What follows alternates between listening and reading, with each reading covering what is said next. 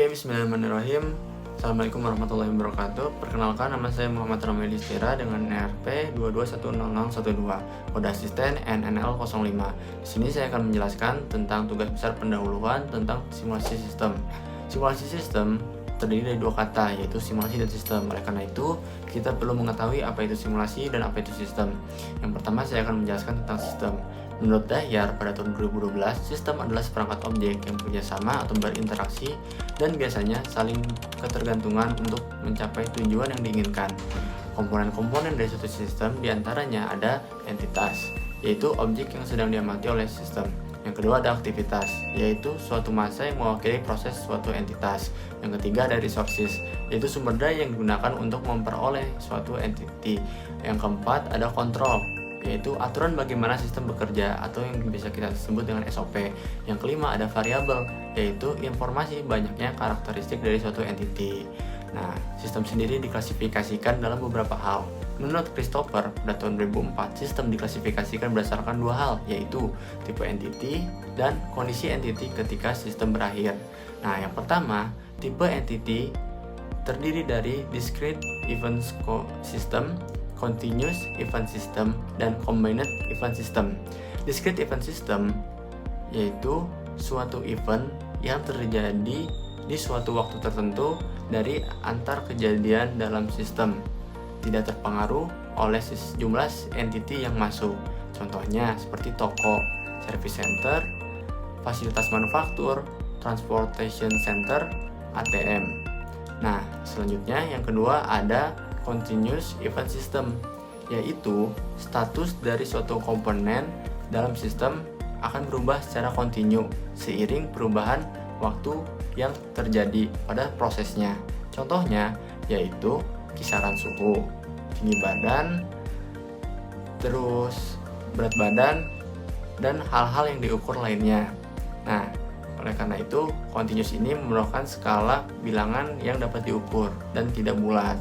Selanjutnya itu ada combined event model, yaitu model yang terdiri dari dua komponen, yaitu komponen discrete dan komponen continue. Jadi model ini merupakan model gabungan di antara dua model yang sebelumnya telah disebutkan. Nah, entity ini berada dalam model yang dapat dihitung maupun diukur. Karena di awal konsepnya begitu adalah combine, adalah gabungan, maka keduanya bisa diukur. Contohnya, biji kopi yang diproses hingga menjadi bubuk kopi dan akan dihitung dalam satuan gram. Jadi ada dua perhitungan di dalam suatu prosesnya. Nah, selanjutnya untuk mempelajari suatu sistem, kita perlu mengetahui bagaimana sistem tersebut dapat dibuat. Sistem sendiri dalam mempelajarinya dibagi berdasarkan eksperimen dengan sistem nyata dan eksperimen dengan model sistem. Yang pertama yaitu eksperimen dengan sistem nyata, yaitu eksperimen yang dilakukan pada sistem aktualnya secara langsung, pada tempatnya, pada waktunya, dengan aktualnya yang real. Nah, sehingga perlu banyak sumber daya untuk dapat menunjang eksperimen tersebut. Yang kedua yang kita gunakan pada praktikum ini yaitu dengan menggunakan eksperimen berdasarkan model sistem, yaitu eksperimen yang menggunakan pemodelan untuk mengetahui bagaimana sistem tersebut dapat bekerja. Nah, eksperimen dengan model sistem ini terdiri dari model fisik dan model matematis. Yang pertama untuk model fisik sendiri yaitu model yang menggunakan alat peraga sebagai pemodel sistemnya. Contohnya ketika kita ingin melihat bagaimana transit pesawat di bandara, maka dengan model fisik ini kita perlu menggunakan pesawat, miniatur pesawat untuk memodelkannya seperti aktualnya. Nah, yang kedua model sistematis, yaitu model yang menggunakan operasi hitung matematis berupa angka-angka dan operasi-operasi yang berdistribusi tertentu. Nah, model sistematis ini terbagi menjadi dua, yaitu solusi analisis dan simulasi. Nah, yang pertama untuk solusi analisis yaitu model matematis yang menggunakan hitungan rumus matematik dalam memodelkan sistemnya. Sedangkan yang kedua yang kita gunakan yaitu simulasi.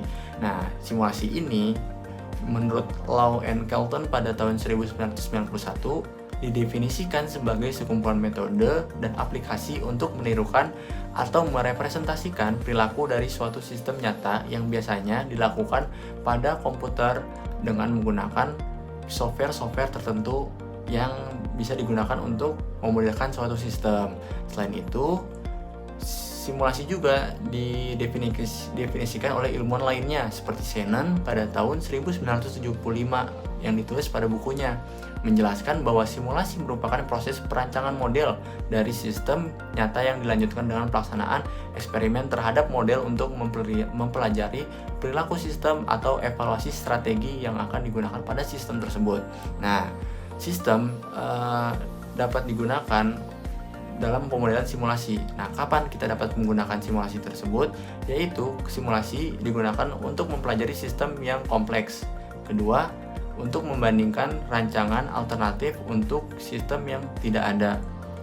Nah, sistem simulasi sendiri memiliki batasan-batasan. Maka dari itu, simulasi tidak perlu digunakan untuk beberapa hal. Contohnya seperti asumsi modelan cukup sederhana, sedemikian sehingga bisa dengan solusi analisis untuk menyelesaikannya karena sangat sederhana. Nah, contohnya seperti transaksi yang tidak memerlukan banyak resources di dalamnya. Nah, kita perlu ketahui bahwa simulasi adalah bentuk pemodelan dari suatu sistem. Makanya kita perlu mengetahui apa itu pemodelan. Menurut Harel pada tahun 2024, model merupakan representasi dari suatu sistem nyata di mana dalam melakukan pemodelan dibutuhkan pengetahuan mengenai sistem yang akan dimodelkan serta kemampuan pemodel dalam mengoperasikan software yang akan digunakan. Nah, model diklasifikasikan berdasarkan struktur, fungsi, acuan waktu, tingkat ketidakpastian, derajat kuantitatif, derajat generalisasi, acuan dimensi, dan acuan lingkungan. Berdasarkan strukturnya, model terbagi menjadi model ikonik dan model simbolik.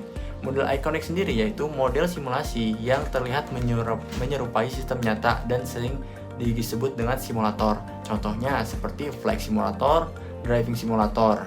Nah, selanjutnya ada model yang kedua yaitu model simbolik, yaitu model simulasi yang mengkaji simulasi dalam bentuk matematis maupun menggunakan simbol. Contohnya seperti pemodelan sistem menggunakan software, ada arena, ada UDO, lalu ada program linear dan model antrian pada berbagai studi kasusnya seperti antrian supermarket, restoran, dan lainnya. Kedua, ada pengklasifikasian berdasarkan fungsi. Fungsi yang pertama yaitu adalah model deskriptif, yaitu model yang memberikan gambaran dari sistem nyata. Contohnya seperti struktur organisasi, tampak atas tata letak fasilitas, laporan keuangan, peta, dan daftar isi. Yang kedua ada model prediktif, yaitu model yang digunakan untuk meramalkan hasil dari kondisi tertentu. Contohnya seperti analisis BEP, diagram pohon keputusan, dan antrian. Yang ketiga ada model normatif, yaitu model yang memberikan jawaban terbaik dari alternatif yang ada. Contoh model optimasi, PL, CPM, PRT, marketing mix. Yang ketiga, pengklasifikasian berdasarkan acuan waktu. Yang pertama yaitu ada model statis, yaitu model yang tidak memperhitungkan perubahan karena terpengaruh oleh waktu. Contohnya, model yang memberikan informasi mengenai profil akhir tahun, rancangan pembangunan, struktur rangkaian listrik. Nah, selanjutnya ada model dinamis, yaitu model yang memperhitungkan faktor waktu dalam menggambarkan suatu sistem nyata. Contohnya, model pertumbuhan populasi, model dinamis, simulasi dan uji coba mesin.